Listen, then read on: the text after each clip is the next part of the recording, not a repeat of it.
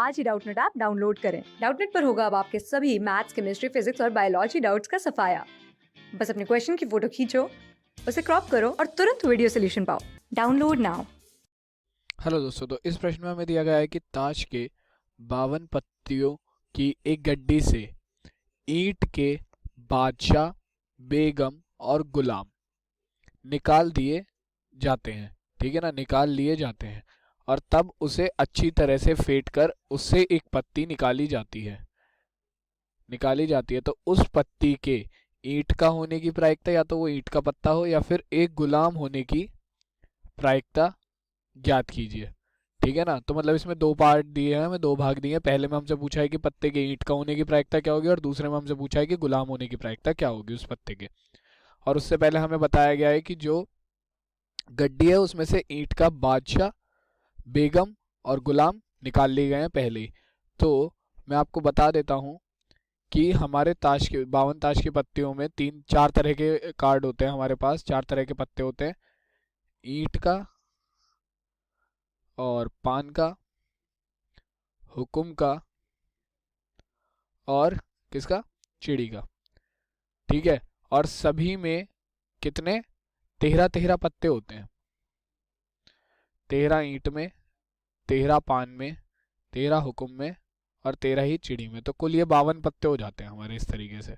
ठीक है ना, तो इसमें से हमसे क्या कहा गया है कि ईंट के हमारे कितने पत्ते निकाल दिए गए, बादशाह, बेगम और गुलाम, यानी कि 3 पत्ते हमारे यहाँ से निकाल दिए गए हैं पहले ही। ठीक है, तो हमारे पास अब इसके 10 पत्ते बचेंगे कुल। और उधर हमसे कहा गया है कि गुलाम होने की प्रायिकता भी हमें बतानी है। तो गुलाम मैं बता देता हूँ आपको, हर तरह के पत्ते में एक एक गुलाम होता है। यानी कि इसमें भी एक होगा, इसमें भी एक होगा, इसमें भी एक होगा और इसमें भी एक होगा। तो यहाँ से एक गुलाम पहले ही निकाल चुके हैं हम। तो कितने गुलाम बचे हमारे पास, ये 3 गुलाम। तो चलिए अब इस प्रश्न को हम हल करते हैं। ठीक है, तो हमें दिया गया है, हम यहाँ पहले लिखेंगे कुल पत्ते बराबर कितने, 52। ठीक है, अब हम यहाँ लिखेंगे ईंट के बादशाह, बेगम व गुलाम निकालने पर बचे पत्ते, निकाल पर बचे पत्ते बराबर कितने हो गए, 52 थे। ठीक है, 52 में से कितने निकाल दिए, बादशाह, एक बेगम और एक गुलाम, यानी कि 3 पत्ते हमने निकाल दिए। तो हमारे पास कितने बचे अब पत्ते, हमारे पास बचे 49, यानी कि 49 पत्ते। ठीक है ना, तो अब हमारे पास जो कुल पत्ते हैं वो है 49। तो हमसे अब पहली प्रायिकता किसकी पूछी गई है कि पत्ता ईंट का हो। तो हम यहाँ लिखेंगे पहला भाग। तो पहले भाग में हमसे क्या पूछा गया है कि पत्ता ईंट का हो। तो हम यहाँ देखेंगे गड्डी में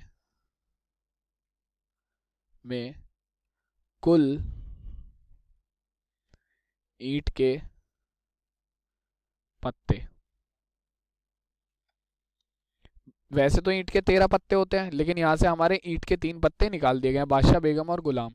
तो हमारे पास कितने पत्ते बचे, 13 माइनस 3, तो ये हो गए 10 पत्ते। तो अब हम अगर प्रायिकता निकालें तो ईंट का पत्ता निकलने की प्रायिकता, निकलने की प्रायिकता,